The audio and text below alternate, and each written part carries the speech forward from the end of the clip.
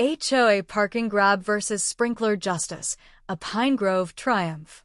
I stood at the edge of my field, a letter in one hand, a hot coffee in the other, watching SUVs, vans, and golf carts roll onto my land like it was a store opening. No warning, no call. I reread the letter, then looked up as a kid jumped out of a fancy car and peed on my apple tree. For a second, I thought I was dreaming. Then the truth hit. The Pine Grove HOA had declared my private field a public parking lot, and they didn't even ask me to vote. The letter, signed by Margaret Stone, Pine Grove HOA president and self-styled neighborhood queen, was smug. For community convenience, it said, your nearby land is now a temporary parking area for the Pine Grove HOA yearly party and events. No permission, no talk, just them acting like my field, cared for over years, was theirs. A cheery map marked it event parking. I marched to the HOA office that afternoon, letter in hand, and dropped it on Margaret's desk. She barely looked up from her computer, giving a fake smile. "Oh, hi, Daniel Reed," she said sweetly. "I thought you'd love helping the neighborhood."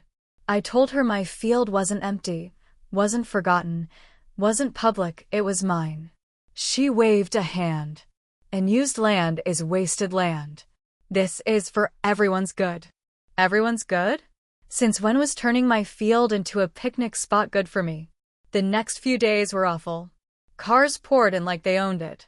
Lawn chairs popped up, grills smoked, kids tossed balls into my apple trees.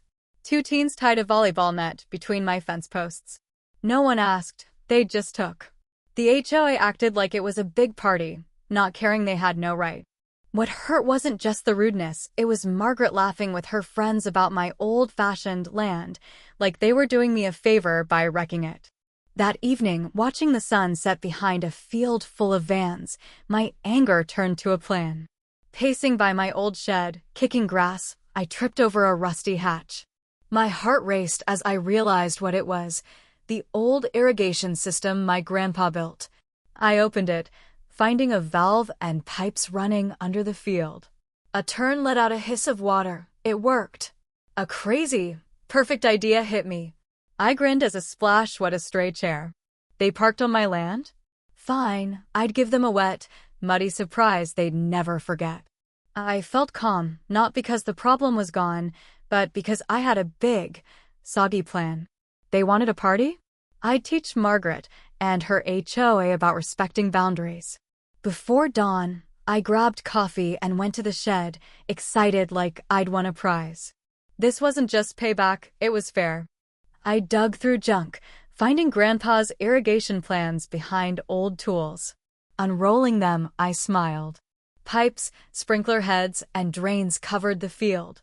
In big letters, flood mode. Grandpa joked it could send a horse flying. Then it was funny. Now it was my secret weapon. I spent hours crawling the field, brushing dirt to find sprinklers. Most were fine, a few needed fixes. The shed's pump, an old beast, roared to life with new bolts and a well hookup. By noon, I tested it. A valve turn sent water shooting across the edge. It worked like magic. I fixed connections, marked weak spots with sticks, aiming for a muddy mess to trap golf carts. That evening, I checked the neighborhood. Margaret's crew was setting up their big party like it was the event of the year, hanging signs, placing food stalls, handing out flyers. Pine Grove party, parking thanks to your neighbor. My neighbor? Like I gave it to them.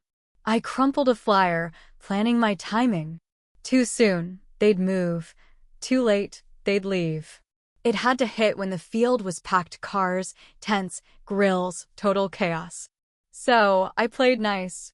The next day, I walked into their planning meeting with homemade chocolate chip cookies, real ones, not Margaret's store-bought kind. They loved them, eating and listening as I nodded to their boring plans. I even offered to mark safe parking spots, painting right over the strongest sprinklers.